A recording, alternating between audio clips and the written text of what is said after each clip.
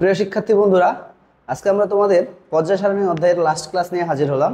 আজকে আমরা এই অধ্যায়টা শেষ করে দিব। এর আগের অধ্যায়গুলো তোমরা যারা দেখো নাই তারা অবশ্যই আগের অধ্যায়গুলো দেখে আসবা। এখন আমরা চলে যাই আমাদের যে অংশটুকু বাকি আছে, এর মধ্যে ধাতব ধর্ম, অধাতব ধর্ম, তারপর হচ্ছে বিভিন্ন গ্রুপের মৌলগুলোর বিশেষ নাম, ঠিক আছে কি না, এবং সবার শেষে যেটা পড়বো সেটা হচ্ছে কি অবস্থান্তর মৌল। ওকে, তো আমরা প্রথমে আসি ধাতব ধর্ম। তো ধাতব ধর্ম জানার আগে আমরা যদি জানি ধাতু কি, ঠিক আছে। ধাতু, এই ধাতু হচ্ছে কি, আমরা আগের দিনে এরকম সংজ্ঞা পড়ছিলাম যে যে সকল পদার্থ চকচকে, তাপ এবং বিদ্যুৎ সুপরিবাহী এবং কি করতেছে, তারা আঘাত করলে ধাতব শব্দ করে, এই ধরনের পদার্থগুলো কি ধাতু। বাট আধুনিক কথাবার্তা যদি বলি যে যারা ইলেকট্রন কি করে, দান করে, তাদেরকেই বলি আমরা কি ধাতু। এখন এই ধাতুর যে সকল ধর্ম আছে তাকেই বলা হচ্ছে কি ধাতব ধর্ম। যেমন বললাম কি ধাতু হচ্ছে কি ধর্ম, ধাতব ধর্ম কি কি, এরা হচ্ছে কি চকচকে, তাপ এবং বিদ্যুৎ সুপরিবাহী,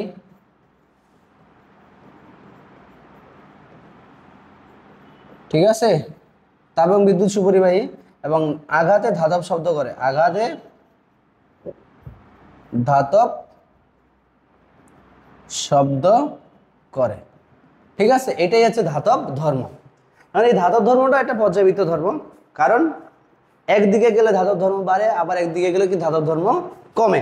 তো এগুলোর না আমরা একটা জিনিস বলবো, সেটা হচ্ছে কি সক্রিয়তা। একটা কথা বলবো কি সক্রিয়তা, ধাতুর সক্রিয়তা।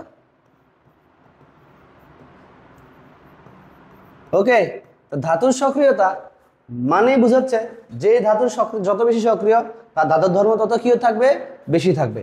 আর যে ধাতু কম সক্রিয় তার ধাতুর ধর্ম কি থাকবে, তত কম থাকবে। এখন আমরা যদি দেখি কিভাবে ধাতুর সক্রিয়তা বুঝি, সেটার জন্য আমাকে একটু সংজ্ঞাটা দেখতে হবে যে ধাতু কি। ধাতু যারা ইলেকট্রন কি করে, দান করে, যারা কি করে ইলেকট্রন দান করে। তাহলে মনে রাখবা যেই ধাতুটা বা যেই মৌলটা যত তাড়াতাড়ি ইলেকট্রন দান করতে পারে তার সক্রিয়তা তত কি হবে, বেশি। আবার যেই ধাতু বা যেই মৌলটা ইলেকট্রন গ্রহণ করবে মানে দান করতে সময় লাগবে বেশি, তার সক্রিয়তা তত কি হবে, কম। যদি আমরা দেখি আকার অনুযায়ী, আমরা বলছিলাম সব ধর্মের মেইন বেসিক হচ্ছে কি আকার। তো ধরো একটা মৌল আছে, তার আকার একটু ছোট, আর একটা মৌল আছে তার আকার একটু কি বড়। ক্লিয়ার? এখন এই যে এই জায়গায় ইলেকট্রন ত্যাগ করবে, সে এই ইলেকট্রন কি করবে, ত্যাগ করবে। তো আমি বলছি যে যত তাড়াতাড়ি ইলেকট্রন ত্যাগ করবে তার সক্রিয়তা তত কি হবে, বেশি, ঠিক আছে। এখন এই যে ধরো নিউক্লিয়াস থেকে, এই আকার ছোট না, নিউক্লিয়াস থেকে ইলেকট্রনের দূরত্ব তত কি বলতো, কম। নিউক্লিয়াস থেকে ইলেকট্রনের দূরত্ব তত কম, ফলে এই নিউক্লিয়াস এবং ইলেকট্রনের মধ্যে আকর্ষণটা থাকবে কি বেশি। তাহলে এই বেশি আকর্ষণ হলে কি ইলেকট্রন সে সহজে ত্যাগ করতে পারবে না। এই জন্য তার সক্রিয়তা কি হবে, কিছুটা কম। অন্যদিকে যার আকার বড়, তার নিউক্লিয়াস থেকে ইলেকট্রনের দূরত্ব কি বেশি। নিউক্লিয়াস থেকে ইলেকট্রনের দূরত্ব যখন বেশি হয়, তাদের মধ্যকার আকর্ষণ বলটা কি হবে, কম। ফলে এই বলটাকে তাড়াতাড়ি ভেঙে আমরা এই ইলেকট্রনটাকে কি করতে পারবে, সে ত্যাগ করে ফেলতে পারবে। এখান থেকে বোঝা যায় যার আকার বড়, যার আকার বড় তার ধাতব, ধরো ধাতব ধর্ম, তার সক্রিয়তা কি হবে, সক্রিয়তা বেশি। তার সক্রিয়তা কি হবে, বেশি। যার আকার বড় তার সক্রিয়তা কি বেশি। তার মানে সক্রিয়তা বেশি মানে কি তার ধাতব ধর্মটাও কি বেশি। অন্যদিকে যার আকার ছোট, তার সক্রিয়তা কি কম। আর সক্রিয়তা কম মানে কি তার ধাতব ধর্মটাও কি কম। কথা ক্লিয়ার? এই যে জিনিসটা বুঝাইলাম, এখন এটাকে তোমরা গ্রুপ ভিত্তিক বা পর্যায় ভিত্তিক যাই, তাহলে দেখো এক পর্যায় সারণীতে যদি আমরা একই গ্রুপের গ্রুপ ভিত্তিক, একই গ্রুপের যত উপর থেকে আমরা কি যাব, নিচের দিকে যাব। একই গ্রুপের যত উপর থেকে আমরা কি, যেমন আমরা হাইড্রোজেন, তারপরে হচ্ছে লিথিয়াম, সোডিয়াম, তারপরে পটাশিয়াম, রুবিডিয়াম, সিজিয়াম এবং কি ফ্রান্সিয়াম, এই যে মৌলগুলোর কথা বলতেছি, তো আমরা এগুলো আগেই পড়ছি, বারবার করে পড়ছি। একই গ্রুপের উপর থেকে নিচে গেলে কি হয়, আকার বৃদ্ধি পায়, আকার বড় হয়। যদি আকার বড় হয় তাহলে এখানে আমাদের সক্রিয়তা কি হবে, সক্রিয়তা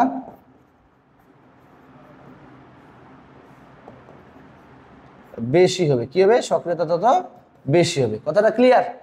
এই জন্য মনে রাখবা, এই যে এই গ্রুপের মধ্যে সব থেকে নিচের মূল্য কি, ফ্রান্সিয়াম, এবং ফ্রান্সিয়াম এখানের মধ্যে সব থেকে বেশি সক্রিয়। তাহলে একটা জিনিস দেখো, মজার বিষয়, সেটা হচ্ছে কি, আমরা যতগুলো ধর্ম পড়ছি এর আগে, আয়নীকরণ শক্তি, ইলেকট্রন শক্তি, তড়িৎ ঋণাত্মকতা, এগুলো হচ্ছে কার সাথে সমানুপাতিক সম্পর্ক ছিল, আকারের সাথে, মানে ব্যস্তানুপাতিক সম্পর্ক ছিল। যে আকার বাড়লে আয়নীকরণ শক্তি কমে, আকার বাড়লে আয়নীকরণ শক্তি কমে, আকার ছোট হলে আয়নীকরণ শক্তি কি হয়, বাড়ে।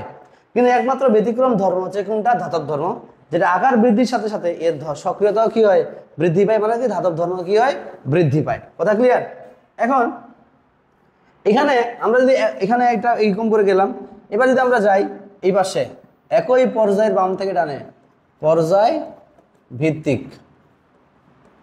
অর্থাৎ একই পর্যায়ের বাম থেকে ডানে, একই পর্যায়ে যদি আমরা বাম থেকে ডানে যাই, ধরো আমরা কি বললাম, sodium, magnesium, aluminium, silicon, phosphorus, sulphur, chlorine, আর কি, আর্গন। ঠিক আছে? এর মধ্যে যদি আমরা দেখি বাম থেকে যত ডানে যাচ্ছি তাদের আকার কি হয়, ছোট হয়, আকার ছোট হয়। ঠিক আছে? আকার ছোট হয়, তার মানে আমরা আগেই বলছি, আকার ছোট হওয়া মানে কি, তার ধাতব ধর্ম তত কমে। ঠিক আছে? ধাতব ধর্ম তত কি হবে, কমবে। কারণ আমরা আগেই বলছি, যার আকার বড় তার ধাতব ধর্ম বেশি, যার আকার ছোট তার ধাতব ধর্ম কি, কম। তার মানে একই গ্রুপের উপর থেকে নিচে গেলে সক্রিয়তা বা ধাতব ধর্ম বাড়ে, আর একই গ্রুপ পর্যায়ের বাম থেকে ডানে গেলে কি, সক্রিয়তা বা ধাতব ধর্ম কমে। এখানে একটা প্রশ্ন আসে যে ফ্রান্সিয়াম সর্বাধিক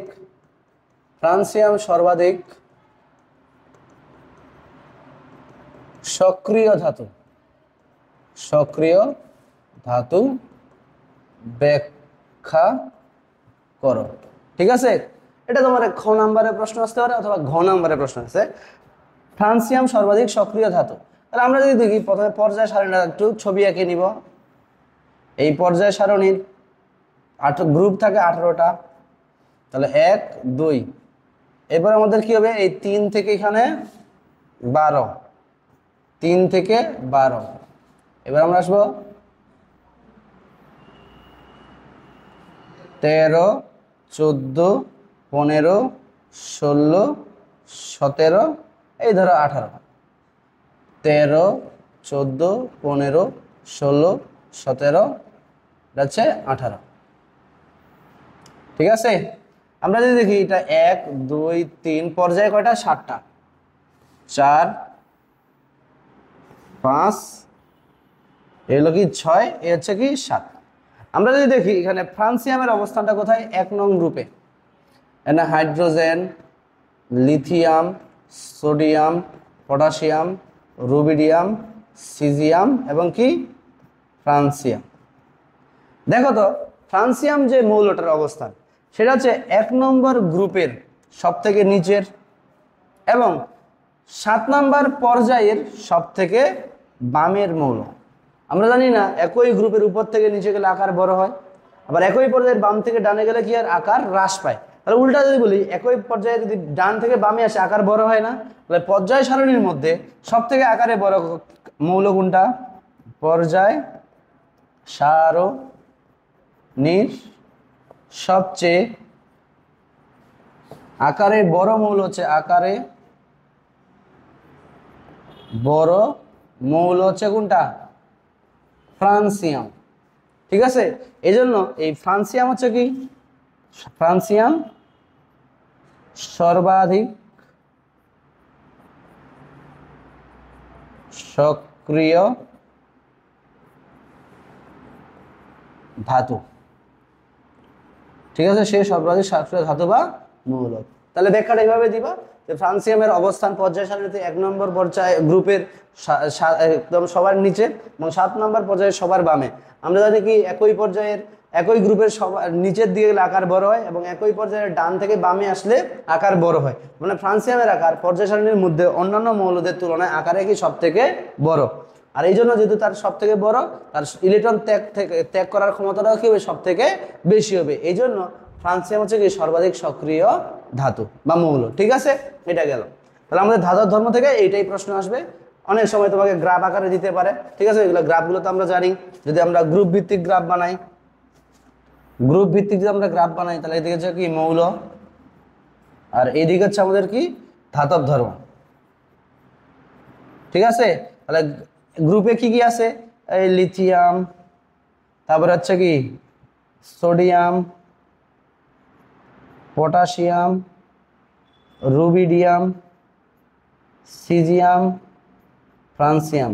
আকার বড় হয়, ধাতব ধর্ম তত কি হবে? বাড়বে। ধাতব ধর্ম তত কি হবে? বাড়বে। ওকে, আবার যদি আমরা একই পর্যায়ভিত্তিক যাই তাহলে এখানে দেখো sodium, magnesium, aluminium, silicon, phosphorus, sulphur এবং ক্লোরিন। আর্গনের ক্ষেত্রে এটা তো কিছুই বলা যাবে না, কারণ সেটা নিষ্ক্রিয় মৌল। যত উপর থেকে নিচের দিকে যাচ্ছি তার বাম থেকে যত ডানের দিকে যাচ্ছে তার আকার কি হচ্ছে? ছোট হচ্ছে। আর ধাতব ধর্ম তত কি হচ্ছে? কমতেছে। এটা হচ্ছে আমাদের গ্রুপ ভিত্তিক, আর এটা হচ্ছে কি পর্যায় ভিত্তিক। ঠিক আছে, শেষ। এখন আমরা আসবো সেটা হচ্ছে কি আমাদের পরবর্তী ধর্ম, সেটা হচ্ছে অধাতব ধর্ম। তাহলে অধাতব ধর্ম পড়তে গেলে সেম আমাকে জানতে হবে আগে কি অধাতু কি? অধাতু। ঠিক আছে, অধাতু যেমন ধাতু কি করছে? ইলেকট্রন দান করছে। অধাতু কি করে? ইলেকট্রন গ্রহণ করে। ঠিক আছে, আর অধাতুদের মধ্যে যে ধর্মগুলো থাকে তাকেই বলা হচ্ছে কি রে? অধাতব ধর্ম। অধাতব ধর্ম। অধাতব ধর্ম কি কি আছে? এক, এরা চকচকে নয়।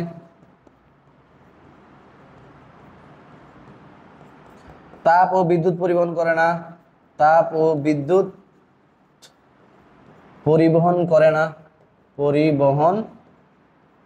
করে না। 3 নম্বর হচ্ছে কি আঘাতে ধাতব শব্দ করে না। আঘাতে ধাতব শব্দ করে না। ঠিক আছে, এখন এখানে আমরা কি হলো অধাতুর সক্রিয়তা।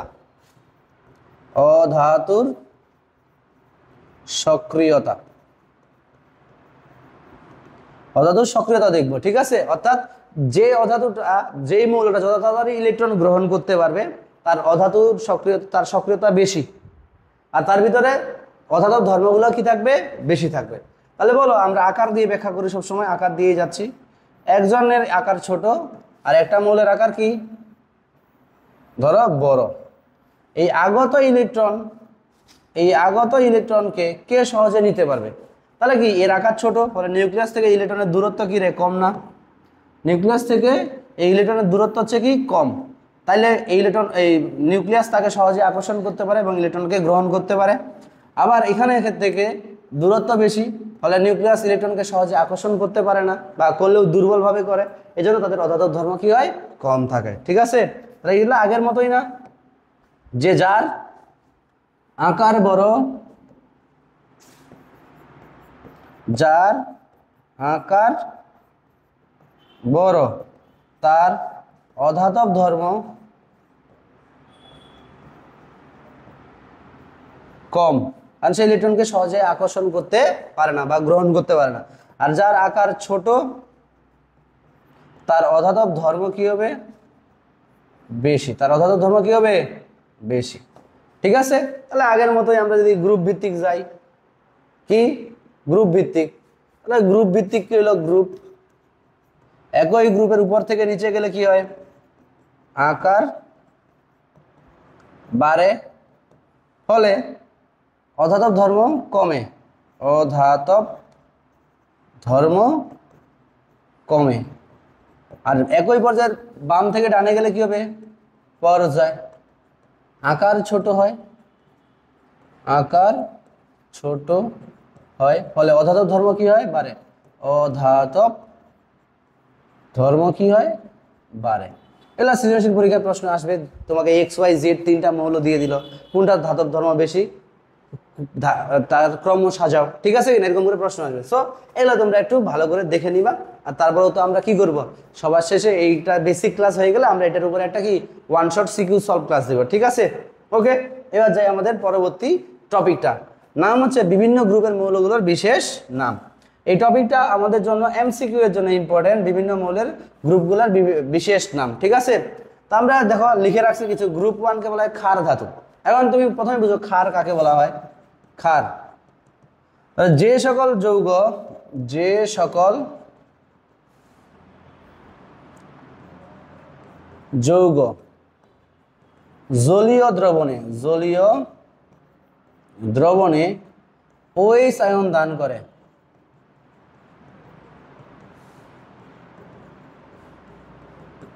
তাদেরকে বলি আমরা হচ্ছে কি ক্ষার। যেমন ধরো আমি তোমাকে যদি বলি সোডিয়াম হাইড্রোক্সাইড, এটা আমরা ইয়া করলাম, ঠিক আছে। তাহলে এখানে ভাঙলে কি হবে, সোডিয়াম প্লাস আর OH আয়ন, এই যে OH আয়ন দান করছে এই জন্য এটাকে বলবো আমরা কি ক্ষার। এখন গ্রুপ 1 এর মৌলগুলোকে কেন আমরা ক্ষার ধাতু বলতেছি, তো এটা তো ধাতু জানো, ইলেকট্রন দান করে, এই জন্য হচ্ছে তারা হচ্ছে কি ধাতু। তো এরপরে যদি আমরা বলি ক্ষার ধাতু কেন, বলছে গ্রুপ 1 এর মৌলগুলো, গ্রুপ 1 এর মৌলগুলো পানির সাথে বিক্রিয়া করে ধাতব হাইড্রোক্সাইড উৎপন্ন করে, ধাতব হাইড্রোক্সাইড প্লাস হাইড্রোজেন গ্যাস উৎপন্ন করে, এবার তুমি বিক্রিয়া দেখাবা, যে কোনো একটা গ্রুপ 1 এর মৌল নাও। আমরা ধরো নিলাম হাইড্রোজেন বাদ দিয়ে যে কোনো মৌল, ঠিক আছে, গ্রুপ 1 এর যে কোনো মৌল। ধরো আমি কি নিলাম, পটাশিয়াম, এটা পানির সাথে বিক্রিয়া করে কি উৎপন্ন হলো, potassium hydroxide plus hydrogen gas, ঠিক আছে। এই যে হাইড্রোক্সাইড উৎপন্ন করছে, এটাকে বিশ্লেষণ করে, এটা একটা কি ক্ষার, কারণ তার ভিতরে OH আয়ন আছে। এই জন্য গ্রুপ 1 এর মৌলগুলোকে কি বলা হয়, ক্ষার ধাতু। আর তোমার প্রশ্ন আসতে পারে পটাশিয়ামকে ক্ষার ধাতু বলা হয় কেন, তখন তোমাকে লিখতে হবে যে সকল মৌল, যে সকল যৌগ থেকে জলীয় দ্রবণে OH আয়ন দান করে তারা হচ্ছে ক্ষার। তারপরে বলবো যে পটাশিয়াম পানির সাথে বিক্রিয়া করে ধাতব হাইড্রোক্সাইড এবং হাইড্রোজেন গ্যাস উৎপন্ন করে।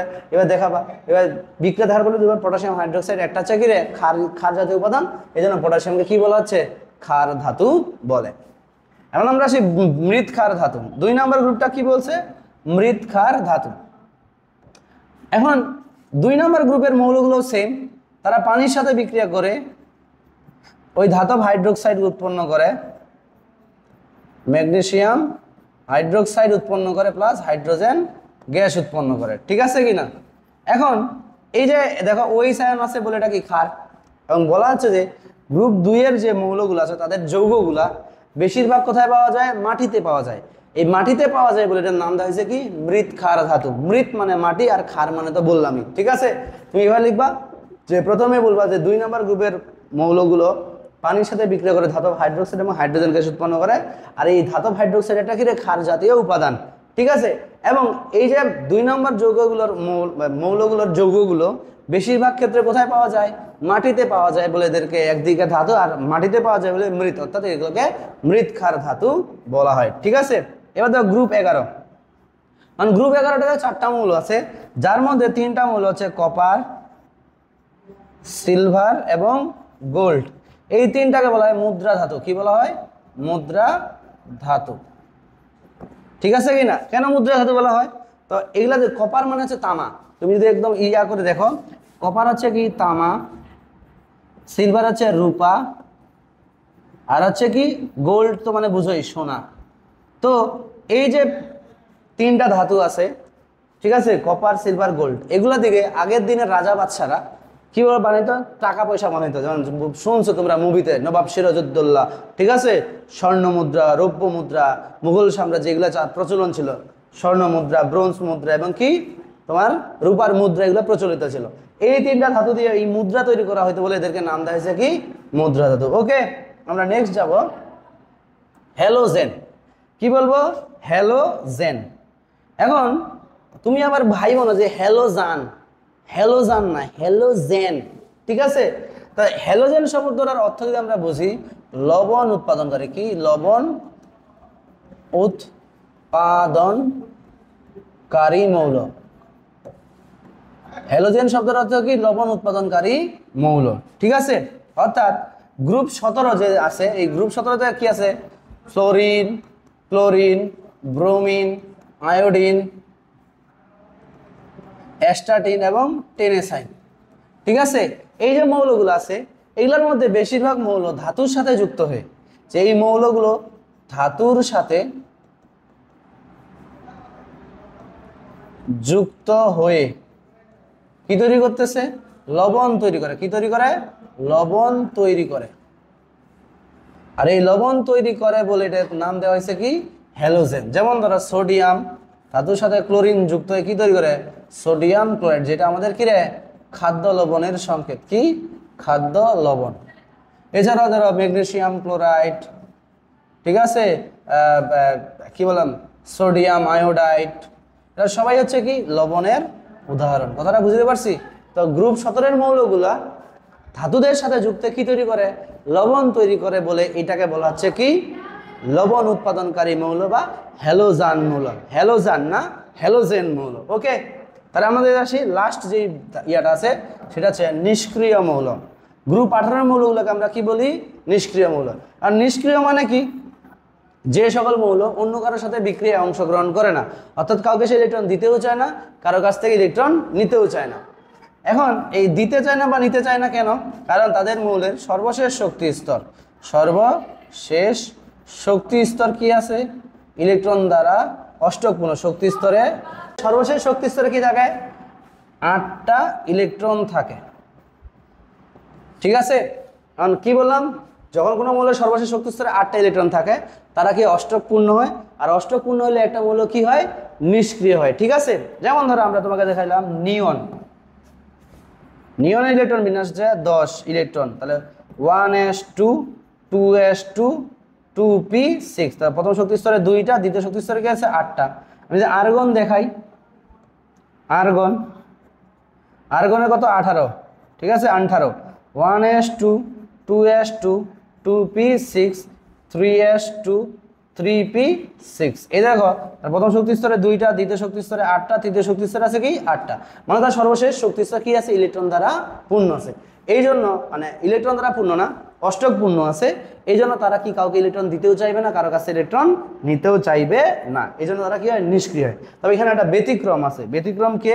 আমাদের হাইড্রোজেন বাবাজি, সরি হিলিয়াম বাবাজি। হিলিয়ামের ইলেকট্রন বিন্যাস করলে তো 1s2 হয়, এখানে তাহলে একটা 8টা ইলেকট্রন নাই।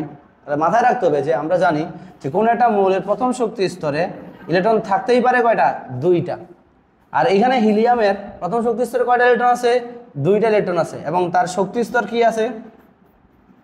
শক্তি স্তর, প্রথম শক্তি স্তর ইলেকট্রন দ্বারা কি আছে? পূর্ণ আছে। কি আছে? পূর্ণ। আর কোনো একটা শক্তি স্তর যদি ইলেকট্রন দ্বারা পূর্ণ বা অর্ধপূর্ণ থাকে তারাও কিন্তু কি হয়? স্থিতিশীল হয়। আর যেহেতু আমাদের হিলিয়ামের প্রথম শক্তি স্তর কি আছে?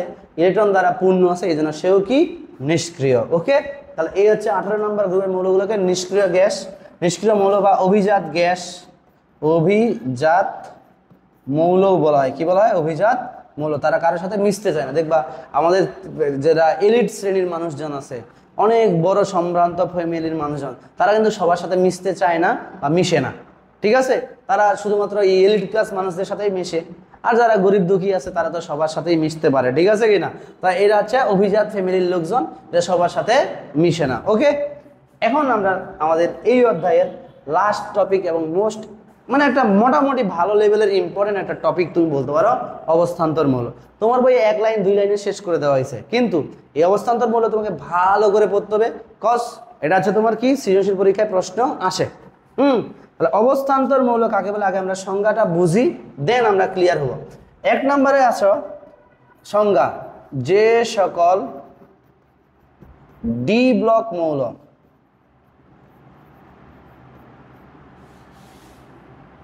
ডি ব্লক মৌল অন্তত কি সুস্থিত আয়নিত অবস্থায়, সুস্থিত আয়নিত অবস্থায়, আয়নিত অবস্থায় ডি উপশক্তি স্তর, উপশক্তি স্তর ইলেকট্রন দ্বারা আংশিক পূর্ণ থাকে, আংশিক পূর্ণ। অর্থাৎ ডি উপশক্তি স্তরে 1 থেকে 9টা এরকম ইলেকট্রন থাকে, তাকে আমরা কি বলবো? তাকে আমরা ডি ব্লক মৌল বলবো। তাকে ডি ব্লক অবস্থান্তর মৌল বলে, অবস্থান্তর মৌল বলে। ঠিক আছে, যে সকল ডি ব্লক মৌল সুস্থিত আয়নিত অবস্থায় ডি উপশক্তি স্তর ইলেকট্রন দ্বারা কি থাকে? আংশিক পূর্ণ থাকে। তাহলে এই যে অবস্থান্তর মৌল হলে তাকে 3টা কন্ডিশন ফিল আপ করতে হয়। 1, অবশ্যই সেটাকে কি হইতে হবে? ডি ব্লক মৌল হইতে হবে। অর্থাৎ সর্বশেষ ইলেকট্রনটা কোন উপশক্তি স্তরে যাইতে হবে?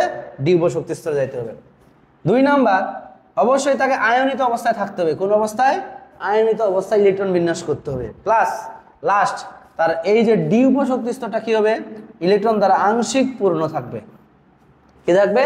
আংশিক পূর্ণ। এখন বুঝছো ডি ব্লক মৌল কাদেরকে বলা হয়? ধরো আমি তোমাকে আয়রনের কথা বলি। আয়রন হচ্ছে কত? 26।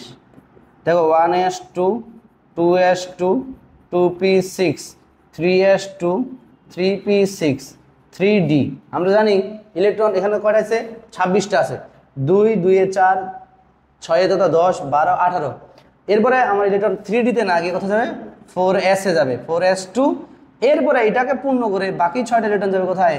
3d-তে। তো আমরা জানি কি, তোমাদের প্রথম ক্লাস যেটা ক্লাস নিছি আমি পর্যায় সারণী, সেই ক্লাসে বলছি যে আমরা পর্যায় সারণীকে ইলেকট্রন বিন্যাসের উপর ভিত্তি করে 4টা ব্লকে ভাগ করছি, S block, P block, D block এবং এফ ব্লক। যে সকল মৌলের ইলেকট্রন সর্বশেষ ইলেকট্রনটি কোথায় যায়? ডি উপশক্তি স্তরে যায়, তাকে বলা হয় কি? ডি ব্লক মৌল। ঠিক আছে, এটা একটা হচ্ছে ডি ব্লক মৌল বুঝলাম। সুস্থিত আয়নিত অবস্থা বলতে কি বোঝায়? ধরো একটা মৌল কখন আয়নে পরিণত হয়? যখন সে বিক্রিয়ায় অংশগ্রহণ করে। আর বিক্রিয়ায় অংশগ্রহণ করে কিসের জন্য? নিষ্ক্রিয়তা অর্জনের জন্য। অর্থাৎ তার ইলেকট্রন দিয়ে সুস্থিত হইতে চায়, আর সুস্থিত হইলে তাকে আর কোনো বিক্রিয়ায় অংশগ্রহণ করা লাগবে না। যেমন ধরো আমি তোমাকে বললাম যে সোডিয়ামের সুস্থিত আয়নিত অবস্থা কত? 1। কেন? দেখো সোডিয়ামের কত? 11। সোডিয়ামের পারমাণবিক সংখ্যা 11। তাহলে 1s2 2s2 2p6 3s1। ঠিক আছে কি না?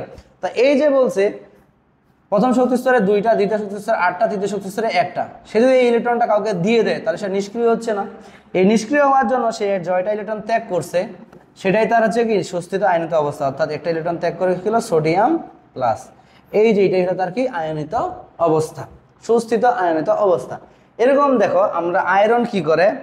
আয়রনের হচ্ছে সুস্থিত আয়নিত অবস্থা 2টা, একটা Fe2+ আর Fe3+। এটা নিয়ে একটু পরে আলোচনা করতেছি। তো ধরো আমরা Fe2+ অবস্থায় ইলেকট্রন বিন্যাস করবো আয়রনের। এখানে 26 2+। ও আরেকটা জিনিস বুঝাই নেই, আংশিক পূর্ণ বলতে কি বুঝাই? তোমরা সবাই জানো যে আমরা সবাই জানি কি ডি উপশক্তি স্তরে, ডি উপশক্তি স্তরে সর্বোচ্চ ইলেকট্রন থাকে কয়টা? সর্বোচ্চ ইলেকট্রন থাকে 10টা। অর্থাৎ ডি এর উপরে যখন 10টা থাকবে তখন তাকে বলা হয় পূর্ণ অবস্থা। কি বলা হয়? পূর্ণ অবস্থা। যখন ডি এর উপরে একটা ইলেকট্রন থাকবে না তখন তাকে বলবো কি? শূন্য অবস্থা। ঠিক আছে। আর ডি এর উপরে যখন 1 থেকে 9 যে কোনো ইলেকট্রন থাকবে, 1 থেকে 9 বলতে কি? একটাও থাকতে পারে, দুইটাও থাকতে পারে, 3টা 4টা 5টা 6টা 7টা 8টা 9টা, যে কোনো একটা সংখ্যা থাকতে পারে। তখন তাকে বলা হয় কি? আংশিক পূর্ণ। আংশিক পূর্ণ। তখন তাকে আমরা কি বলবো? আংশিক পূর্ণ। ঠিক আছে। কি বললাম আমরা? যে কোন একটা মৌলের যদি আমরা কি দেখাই?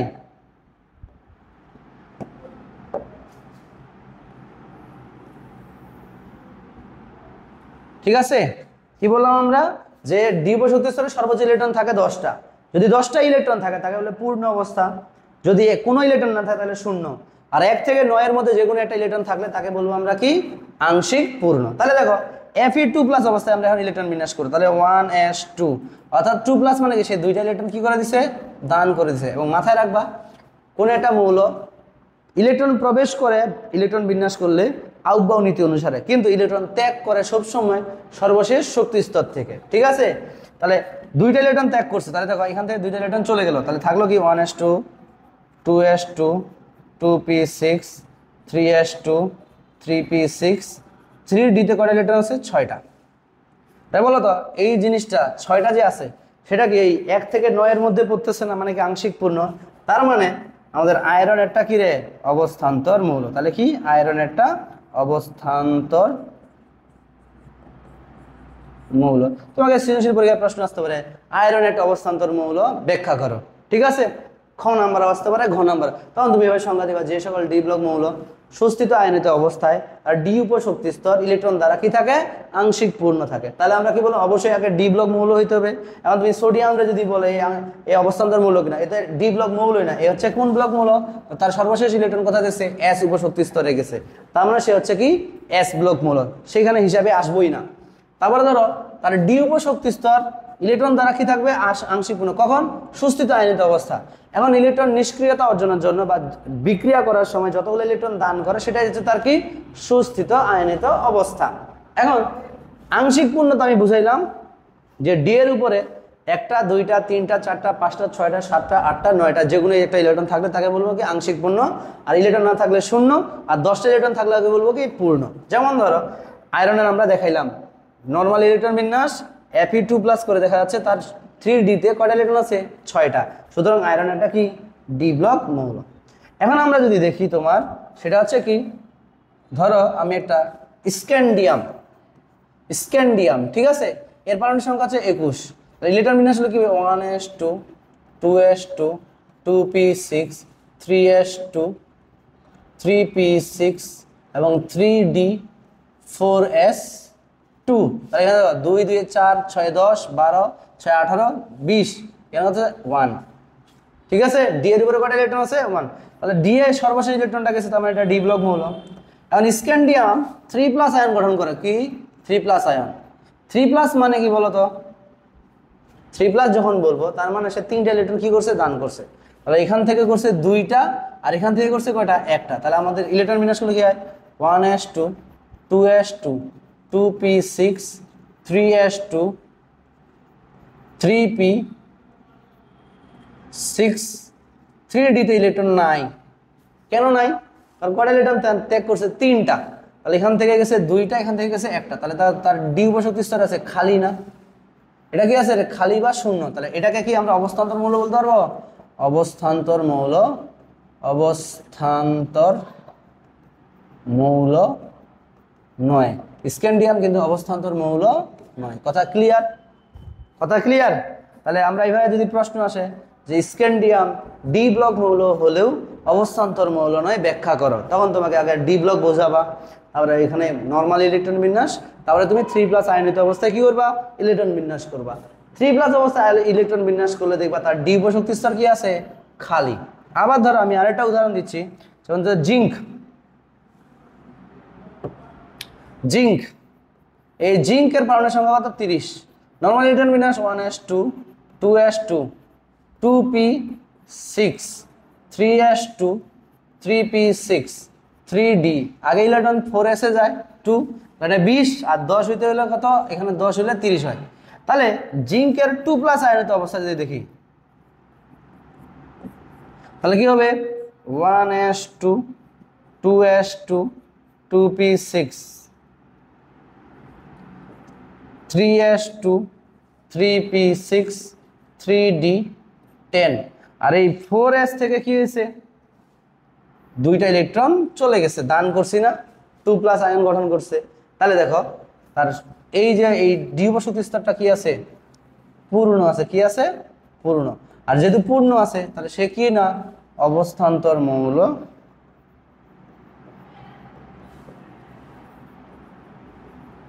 তাহলে এই দুইটাই পরীক্ষায় আসবে যে স্ক্যান্ডিয়াম ডি ব্লক মৌল হলেও অবস্থান্তর মৌল নয় কেন, বা জিঙ্ক ডি ব্লক মৌল হলেও অবস্থান্তর মৌল নয় কেন।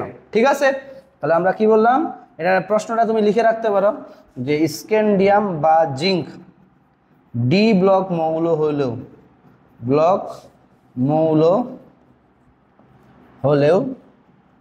অবস্থান্তর মৌল নয় কেন? অবস্থান্তর মৌল নয় কেন? ঠিক আছে, এটা তোমার পরীক্ষায় প্রশ্ন আসতে পারে। ঠিক আছে, এই যে এটাকে ধরো, এই জিনিসটাকে আমরা একটু বক্সের মধ্যে নিলাম।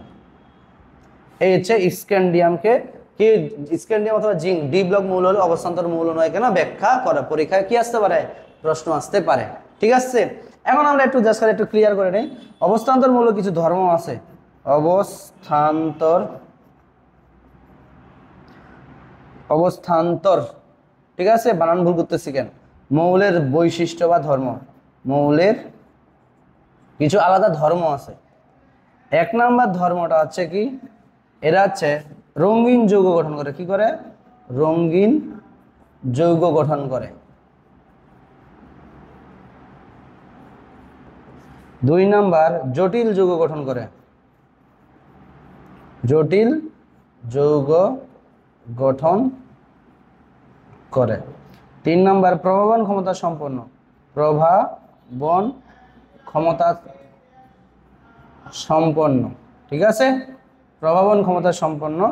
আর যদি তুমি বলো প্যারাচুম্বক ধর্ম প্রদর্শন করে। কি 4 নাম্বার পয়েন্ট আমরা কি বললাম? প্যারাচুম্বক ধর্ম প্রদর্শন করে। প্যারাচুম্বক ধর্ম প্রদর্শন করে। প্যারাচুম্বক ধর্ম প্রদর্শন করে। আর পরিবর্তনশীল জারণ প্রদর্শন করে। কি করে? 5 নাম্বার পরিবর্তনশীল জারণ প্রদর্শন করে। পরিবর্তনশীল জারণ মান প্রদর্শন করে। জারণ মান প্রদর্শন করে। প্রদর্শন করে। ঠিক আছে, এগুলা যখন তুমি বড় ক্লাসে উঠবা, যখন তুমি এগুলা কি বড় ক্লাসে উঠবা, ঠিক আছে কি না? এই বড় ক্লাসে উঠলে তোমার এইটার উপরে তোমার একটা আলাদা করে কি থাকবো? হ্যাঁ, এটার উপরে তোমার আলাদা কি থাকবো? প্রশ্নই থাকবো। ঠিক আছে, তো এগুলা তোমরা একটু ভালো করে আপাতত মুখস্থ করে রাখো। অবস্থান্তর মৌলের ধর্ম কি? রঙিন যৌগ গঠন করে, জটিল যৌগ গঠন করে, প্রভাবন ক্ষমতা সম্পন্ন, প্যারাচুম্বক ধর্ম প্রদর্শন করে, পরিবর্তনশীল জারণ প্রদর্শন করে। ঠিক আছে, এই 5টা হচ্ছে কি অবস্থান্তর মৌলের ধর্ম। এগুলা থেকে যখন তুমি ইন্টারমিডিয়েটে উঠবা তখন দেখবা এগুলা থেকে সৃজনশীল প্রশ্ন আসতেছে। ঠিক আছে, আপাতত তুমি খালি মাথায় ধরে রাখো যে এগুলো আমার পড়ার লাগবে। ঠিক আছে, তো আমাদের এই অধ্যায়ের মোটামুটি পড়ালেখা কি শেষ। পর্যায় সারণীর সব ধরনের পড়ালেখা কি শেষ। যত বেসিক দেওয়ার সবগুলো দিয়ে ফেলছি। তোমরা সুন্দর করে সব ক্লাসগুলো দেখবা। প্লাস যেটা করবা সেটা হচ্ছে কি, এই অধ্যায়ের উপরে যত বোর্ড কোশ্চিন আছে তোমাদের সবগুলাই সলভ করবা। ক নাম্বার, খ নাম্বার, এগুলোর জন্য আমি ভবিষ্যতে কোনো এক সময় যদি পারি, সময় পাই, সেক্ষেত্রে ক নাম্বার, খ নাম্বারের কীভাবে লিখতে হয়, প্লাস প্রশ্ন উত্তরগুলোর জন্য একটা আলাদা সিরিজ আনবো। প্লাস এটার উপরে একটা ওয়ান শট ক্লাস হবে, সৃজনশীল সলভ ক্লাস। তো তোমরা ততক্ষণ পর্যন্ত পড়তে থাকো, ভালো থাকো। আর আমাদের চ্যানেলে যদি তোমরা নতুন হও তাহলে অবশ্যই আমাদের চ্যানেলটা সাবস্ক্রাইব করবা। এবং তোমাদের যদি ক্লাস ভালো লাগে তাহলে অবশ্যই তোমাদের ফ্রেন্ডদের কাছে কি করবা? শেয়ার করে দিবা। ধন্যবাদ সবাইকে।